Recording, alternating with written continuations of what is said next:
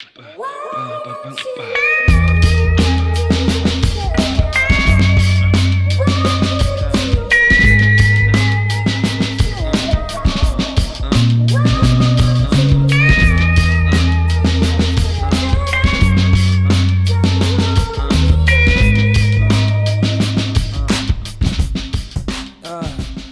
plan is to go to reunion.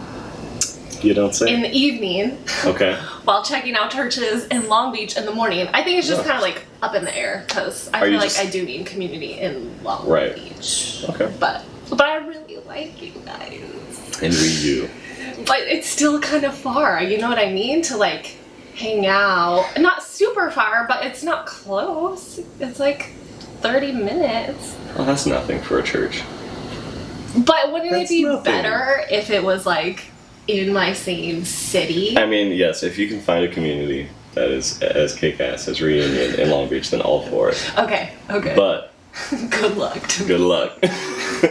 And so in the meantime, 30 minutes is not very far. No, and that's why I'm like, well, it's nice that your guys' service is in the evening because then I can check out other things. Yeah. I was in Santa Barbara a few weekends ago, and one of my friends' dads was like, you know, can I just be a dad for a second?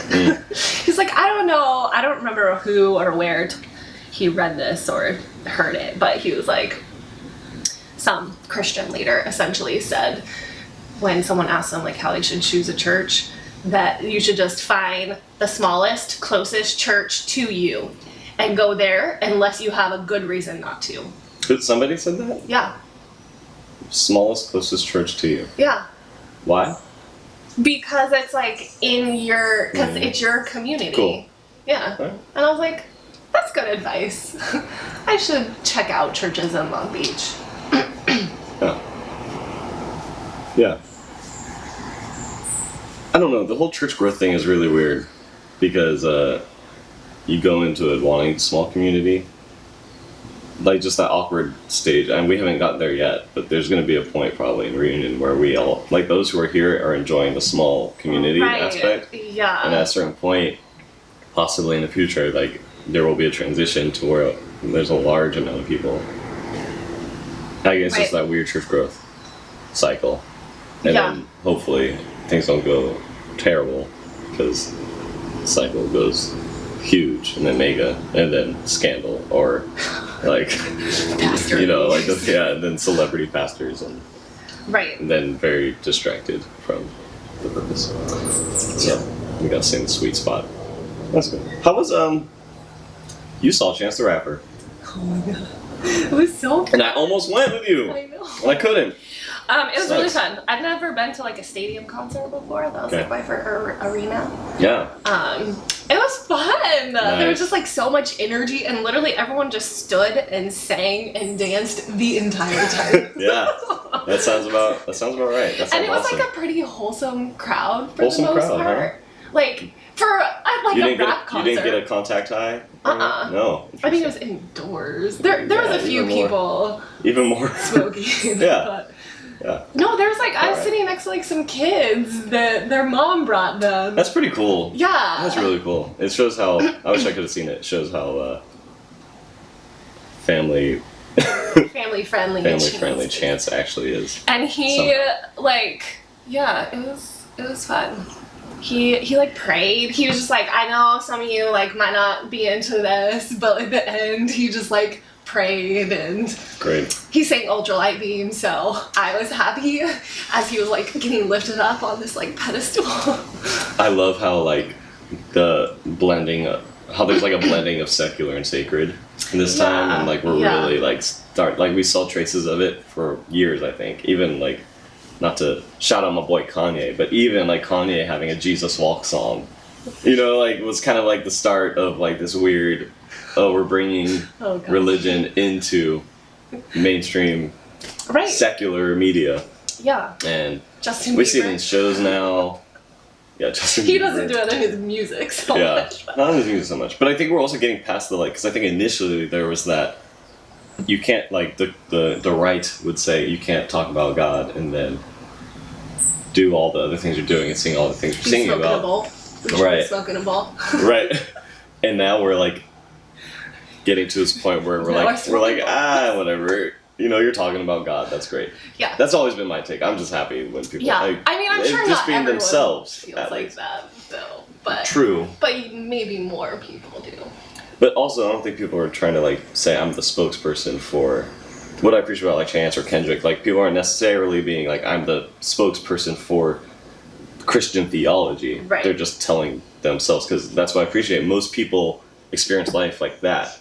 When they have a faith in God, they're trying, but they're also like just enjoying life and doing what they're doing. So it's great to have that middle for people. Sure. It's the blending of the secular and sacred. It's a good time. Kendrick has a concert coming up, and I was like, that would probably be a different crowd. Yeah, I saw Kendrick live once. But it was like it was before he really blew up. Like people really knew about him, but it was before he's as big as he is now, because he was an opening act for Kanye. Oh, okay. In the Yeezus tour, and I remember seeing Kendrick, and his performance was so amazing that it was like, okay, we can go home now. Like this was great. And then Kanye came out, and you're just like, okay, never mind. Anyway. Enough about hip hop. I could go on for way too long talking about rap and culture and music. Kendra. A little bit about you. Why don't you share with us about your upbringing? You're a therapist, right? I'm a therapist, a psychologist. A psychologist. PhD doctor. Yeah. Yep. Yeah. Big deal. I don't get to pull that out very often. You should tell people to refer to you as Dr. Kendra. Dr. Bailey, Dr. Kendra. No. So it's already happening at reunion. I think people call you Dr. Kendra. Yeah, you're welcome. A couple. You're welcome. See, you be humble. I'll be your like hype man. Okay. Yo, by the way, Dr. did Kendra. You know? Got a PhD. She's a doctor. Brilliant. I got you. So anyway. So I'm a child therapist. Let's see, my life. Where are you I grew up in NorCal, Reading, heart of the Hicks. Real NorCal. Redneck, as you like to call it. Redneck. So yeah, I was there from 0 to 21. Wow, I don't think I actually realized the scope of life. Not but like how long you actually were in one city. Right. And Reading at that. Small city. So it was good. Cool. In many ways. My family is very involved in church and in the community, as you know. My mother's a chiropractor. Love that. So I think we just like knew a lot of people, which is like, I think it's a really fun way to grow up in a lot of ways, even compared to like down here. There is that like sense of community and home and family, and like I go down the street to my neighbor's house to go see if they want to ride bikes. Yeah. So yeah, and then I did community college. I did YWAM. Nice. I went to Biola. So is Biola a like more conservative? Yeah, school? like they still. I mean, you have to sign a pretty broad detailed statement of faith. Gotcha. You have to like agree to not drink as an undergrad. They recently, only like within the past couple years, changed that for grad students. That did not happen while I was in grad school there. So that's like pretty intense. So yeah, it's definitely more conservative. How did I don't know how exactly to word it, but I know when you're in cultures, from my experience, I tend to like in the culture I'm in, I typically am anti, if that makes sense. I don't know how to explain it, but it's like a natural reaction. Like you like move against it. Yeah, like moving against the grain of the culture, or trying to see see things from a different perspective.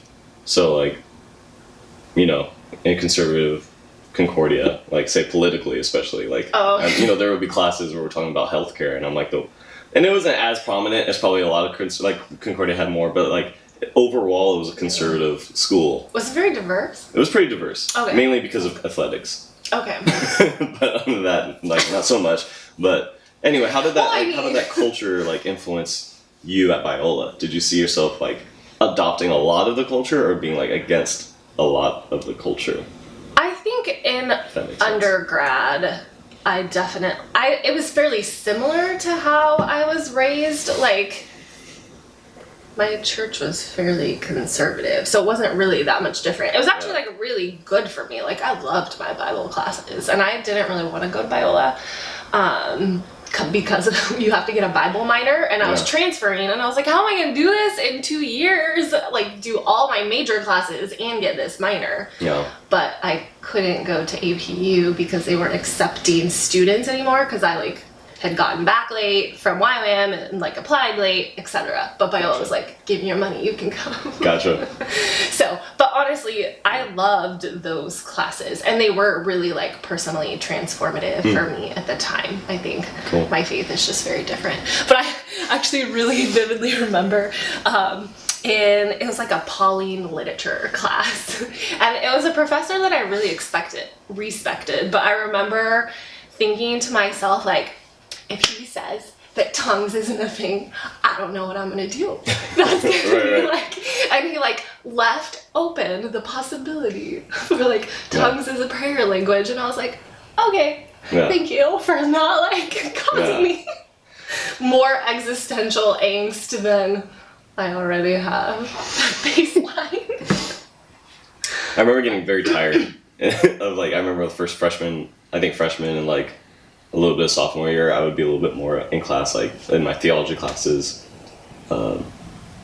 more militant in discussion and like trying to like be like, oh, how about this though, professor? Like always trying to like spark a conversation, and because those classes were very just dry this is what it is, and I used to be very like, wait, hold up, how about this, that. And after a while, I got really tired of it, and I just got bored, and I was like, this isn't helping. This isn't doing anything other than I just didn't see the point anymore. I think ours were maybe a little more like, here's different ways of viewing this. What do you think? Kind of thing. Even though, obviously, there's Biola as a way of thinking, but it would be nice though to have here's different ways of thinking of this. What do you think? Other than here's different ways of thinking of this, just because I have to say it, and now I'm going to spend 40 minutes talking about what we believe. Okay. I think that was more what I experienced, was like, here's like a couple thoughts. Anyway, you're gonna listen to me lecture on this one point for the rest of the day. Yeah, no, and it was just can we talk? Anyway. Right. Ours were pretty big too, so our classes, like some of them were like 150 people, so that's... Our classes were small. Some were smaller, but like a lot of the basic ones were quite a few people. So can you, again, like, I know you touched on it a little bit, but just how exactly did you, just where did that heart, passion for psychology come around? Like, when did you decide you wanted to really pursue that? I mean, you pursued it. Like, you persevered, you like stayed the course, so you clearly cared about it. Right. Well, yeah. Or I just didn't know what I was getting into. In too deep. Can't get out now. I mean, I do think a part of it, and this is somewhat only in retrospect, but like, was my family environment growing up, of my mom being pretty depressed at times, and like the impact that had on me and my family. Like, they definitely were not against mental health or therapy, but that wasn't, I felt very unsupported in that experience and like kind of isolated. And I do think my parents were doing the absolute best job that they knew how, and just had a lot going on. And so I think that was kind of a piece of it, is in some ways, being able to give people an experience that I didn't have, but kind of later had with my own therapy and my own therapist, and learning to really like let her in and trust her and have a different experience of these painful situations, or really any life situations, because someone else is with you in it. Because I really think that that's kind of what makes these things easier to carry and like more tolerable, is when you're not alone in it. So I don't think that was like a conscious thing of why I went into psychology, but I always really loved like doing camps with kids and any kind of thing with kids. And so I kind of went in thinking, I think I want to work with kids, and just kind of kept on that path. But again, I think it was like, I really value like depth and connecting in a deep way. And I think there's lots of avenues to do that in. But for me, it was like psychology felt like a good fit to be able to really be a part of change. And I don't think I can change anyone, but be a witness to that in some ways. Yeah. And That's awesome. Yeah. That's such a good, I appreciate you. That's one thing I love. You're very consistent on your take of, and just how much you really believe in a relationship and like how much you really like value it. You always come down to it. And it's a refreshing reminder. And I think you've influenced the way I see life and the way I connect to people when I really understand that, because you actually explained it in a way that makes sense to me, in terms of a physically healthy way, like other than just because you grow up, especially in the church, you hear about community, neurobiology, mirror neurons, all that. Yeah, I'm like, yeah, like I get it now, because the church is always talking about community, and like never explaining like here's why like you need community, and this is one thing that the church is actually really good at that nobody else is. And so that's why honestly, I believe that's why spirituality is always shown in the research to be good for mental health, is because of the community piece. I mean, other pieces just the relational as well. Well, even just like psychological, so like the concept of God being a relational person is what creates this stability, like, and it makes more sense to me now why I understand how important spending time with God is, and like how important, like, without the relational aspect it really is useless and like can be harmful if you take out the relational aspect, because then it's just like this this more tribalistic traditional ritual sense of religion when you're like doing things to appease this distant God, right? Yeah. That's kind of how I think, but when you bring in the relationship. Well, because, for example, so like yesterday I told you I was talking to my friend from work who was like a mess because, somebody she went through something very tragic in her family, and in the moment, she's not a believer. She doesn't believe in God. It talks about that a lot, but in that moment, because of understanding the importance of relationship and how that impacts like emotion and psychology, I was able to even say like, I was able to just be there and not say, because actually she was trying to, so the first thing she was going to, knowing that I'm a person of faith, was why? Like, why would this happen? Why is it, why did this happen when everything else was going poorly as well? Why is it all happening at once? Like, am I getting punished for something? Like, legit questions from somebody who doesn't believe. So it shows how like innate, like that feeling is, that in these moments of crisis, like there's like, what's the reason for it? What did I do? And from somebody who doesn't believe in a deity, and so there's still that thing, and so I was able to just be like there, and just say like, I'm here. Like, you could grieve, but I'm here for you. And so that relational aspect, it does matter. That's important, and I've seen it, so it's cool. So thanks for enlightening me with that throughout the years. It's helpful. Yeah. So bugging you is what I do. Me. Just yes. Like Nate. Figure this out. Yeah. Something I definitely still need to do better at, of course, by the way, in terms of relationships. But getting there. We all do.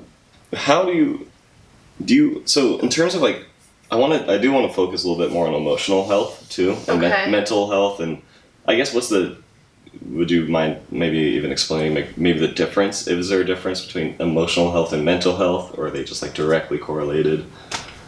I'm not sure. That's a good question. What do you think about it? I don't know in terms of like if that's a real distinct term or two distinct terms. Yeah. I'm not sure. Because I guess I feel like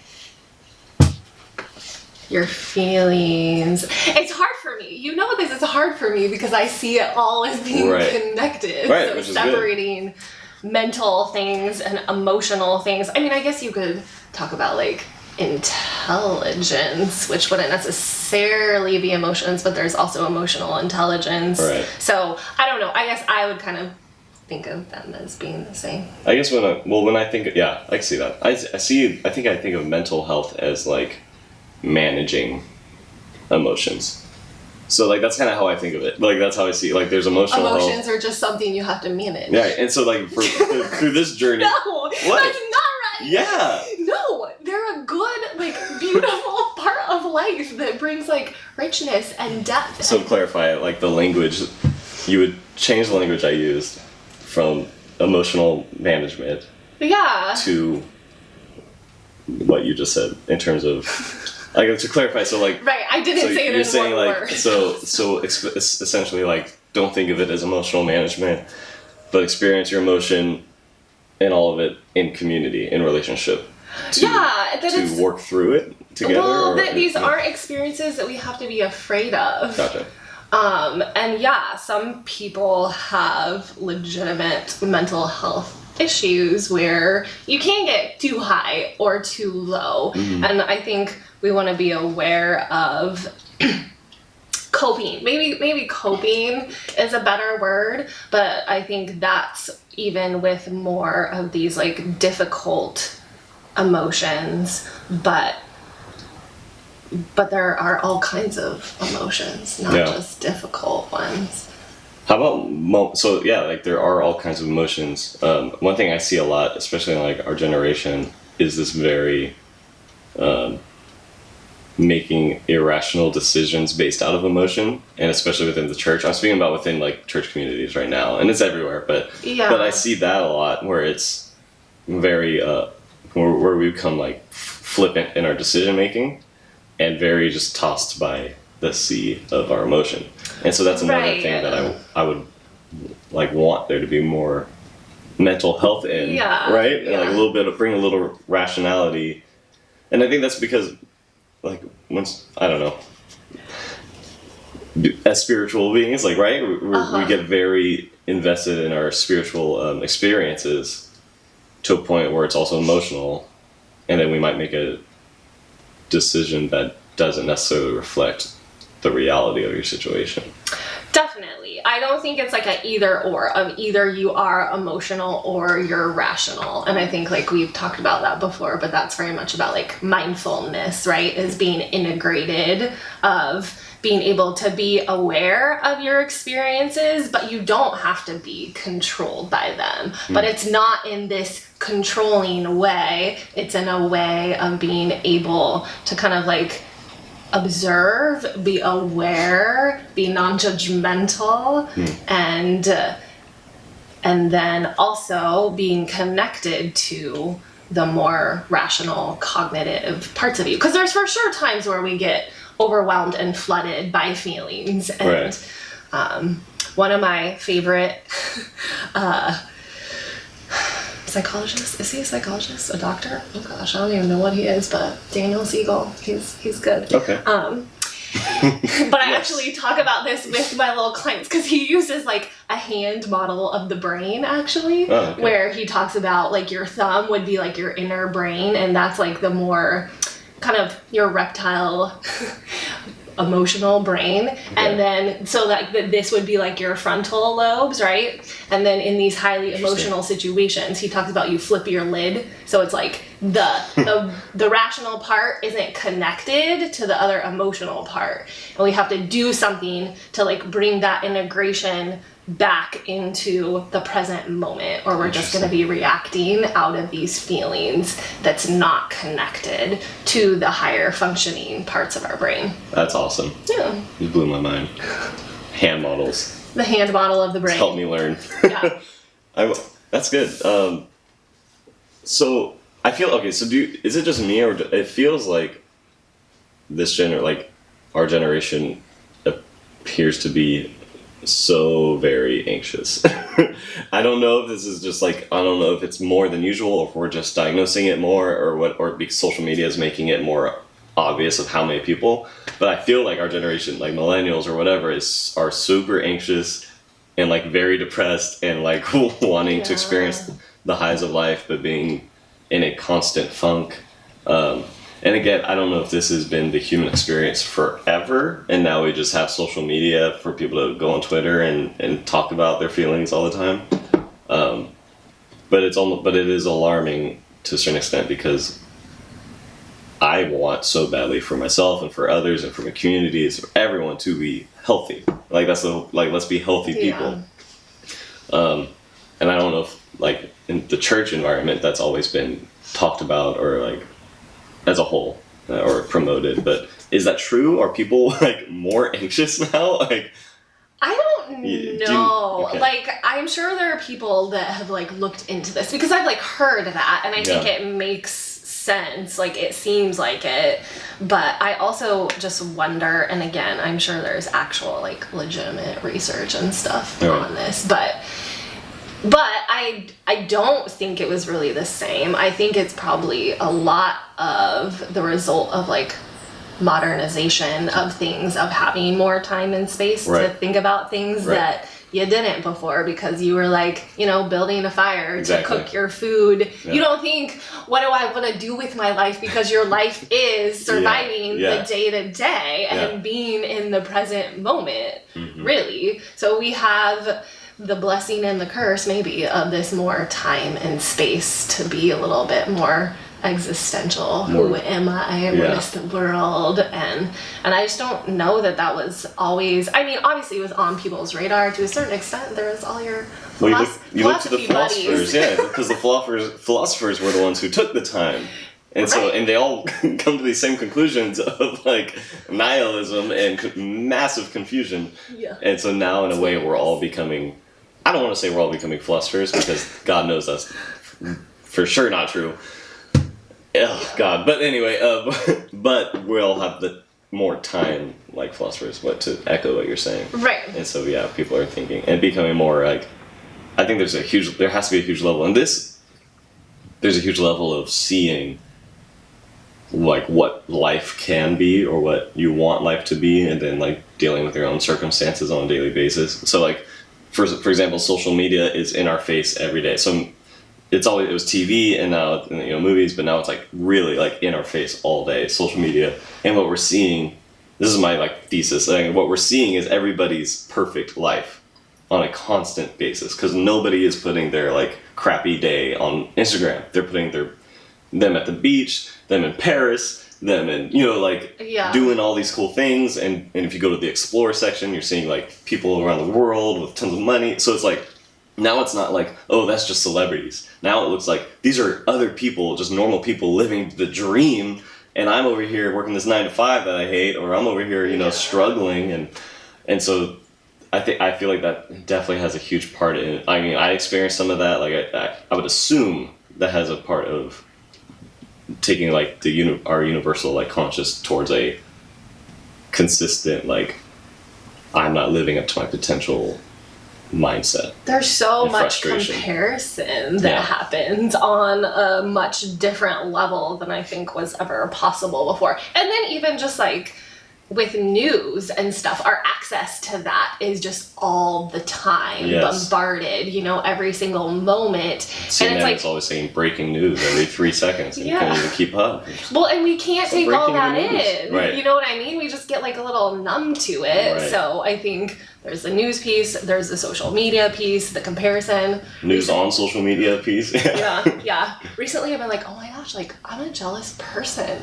And I like would never have really said that about myself before. But I'm like, oh, I wish my Instagram feed looked like that. Right. I think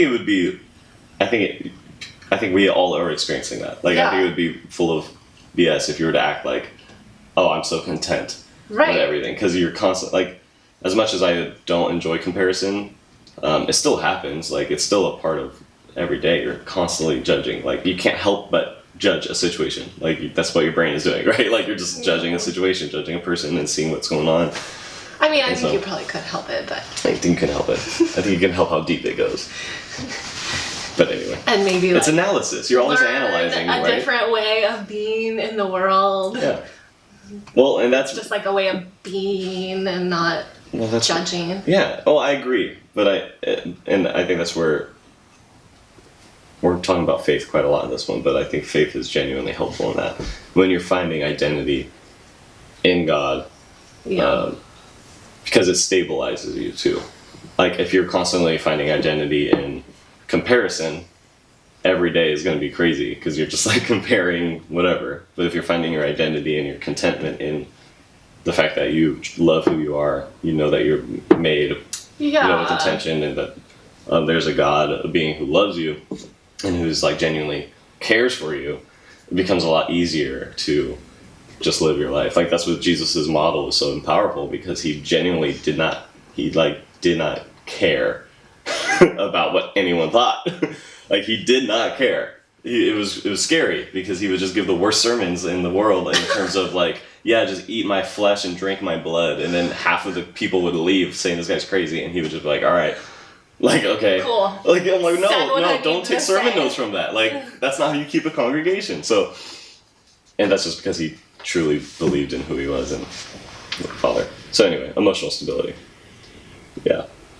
Yeah, but I mean, I do think that that's something that like religion and spirituality offers us as well, is the connection and the community, but also the perspective and like a way of making meaning. Yeah. Even though we don't have like answers, you know, you didn't have the answer for your friend of why this happened. Right. But I think it's this sense of like, there's something bigger than me outside of myself. There's this perspective outside of myself that maybe I don't see everything, and that there's other things happening, and not in this like trite God's gonna make it better kind of way, God's gonna use this for good kind of way. Because I was talking with one of my friends this week too about that, of something like happened in the apartment complex where she lived that was like pretty horrible in terms of someone getting like assaulted, and she's like, I miss the days of like a simple faith where I could just be like, God's gonna use this for good.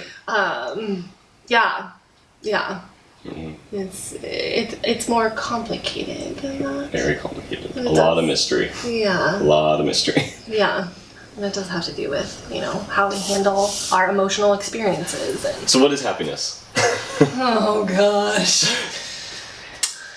Should be an easy question, right? Just kidding. I don't know. Again, I think it's hard because, like,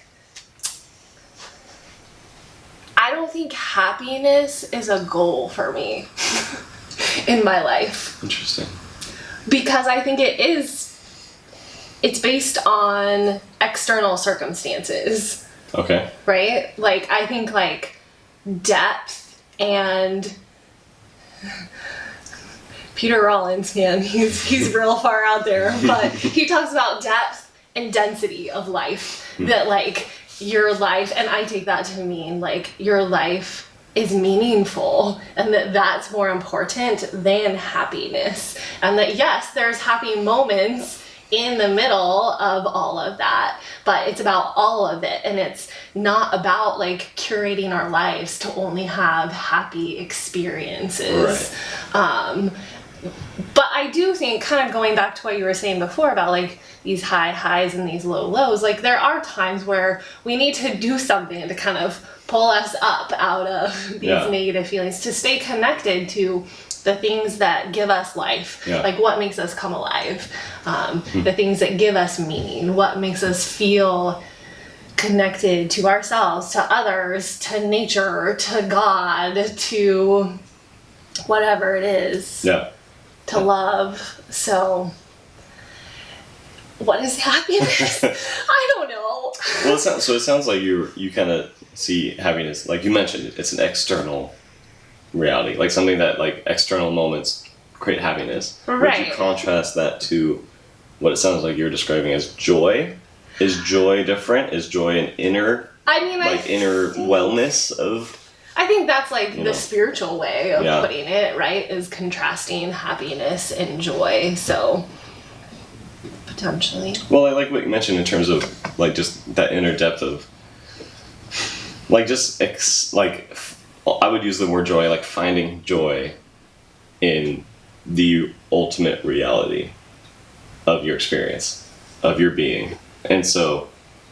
Embracing the embracing the highs and lows, but like if you're in this kind of like consistent state of like thankfulness, like gratefulness, an element of joy, and when I use joy, I'm not talking about like jumping up and down joy. I'm just like this very deep, like it is wellness. Nice, and that makes the happy moments that much more happy.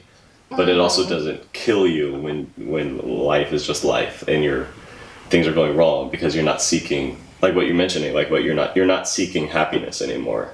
because that's just going to be an incredibly exhausting life.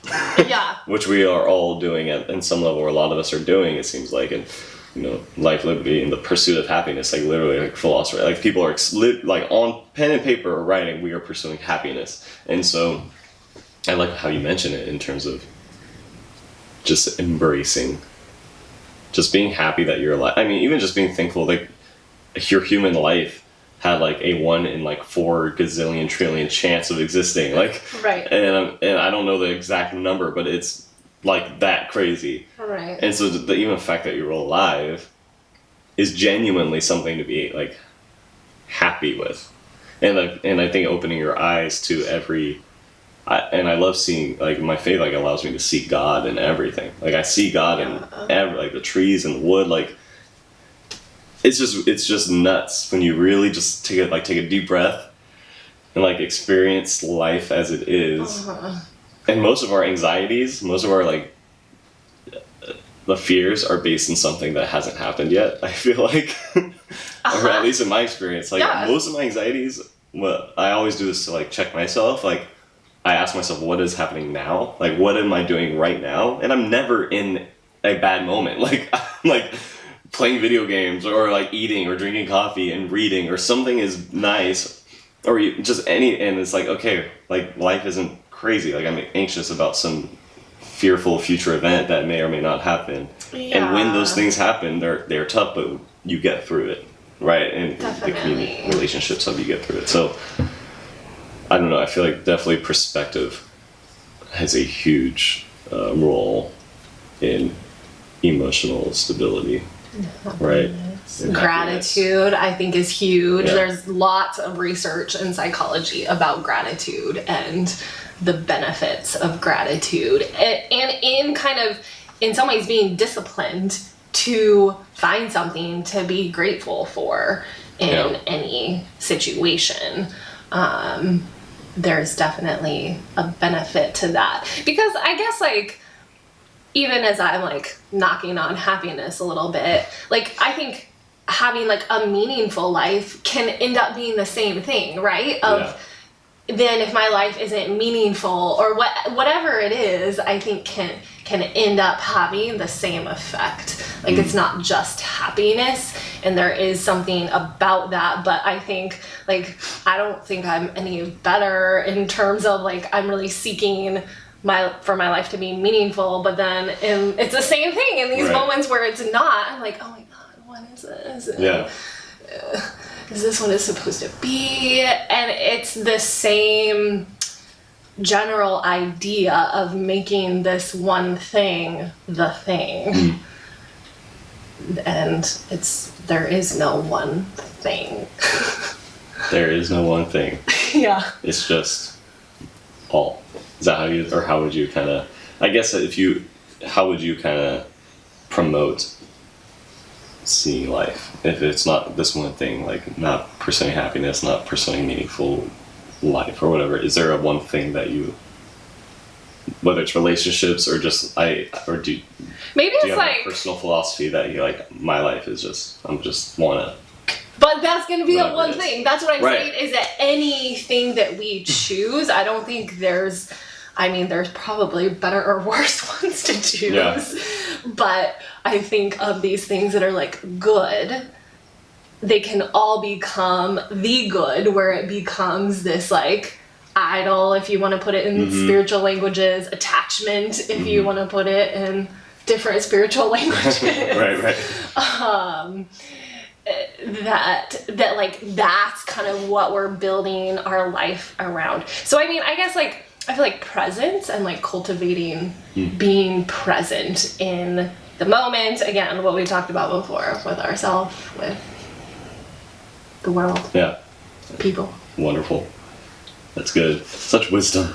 Okay, before we like close, like, would you have advice for anybody, like I just coming from a doctor, therapist, like just those who are, which is like I would assume most of whoever's watching this, like for those who feel like they're experiencing maybe emotional instability, or they feel like maybe depressed, or just like, do you have advice for those who are just feeling like mentally worn out, emotionally distressed? Yeah, go to therapy. Go to therapy. I joke, but I do think there's something to be said for good mental health, professional help.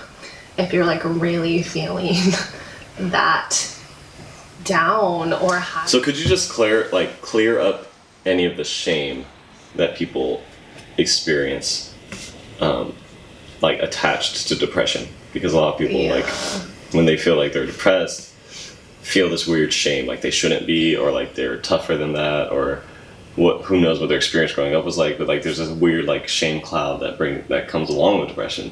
And so how could you clear that up, that myth up? Like, I wish I could just like clear it up. Yeah. I probably can't take it away at all, but I do think there's a lot of stigma in a lot of different cultures related to mental health. And I really truly believe that it takes strength to seek help and to ask for help when you need it, and that there is no shame in that. And with all of these things, nobody chose that for themselves. Right. There's so many factors that go into that. Right. Biological, environmental, personality things, and I think there's things that we can do.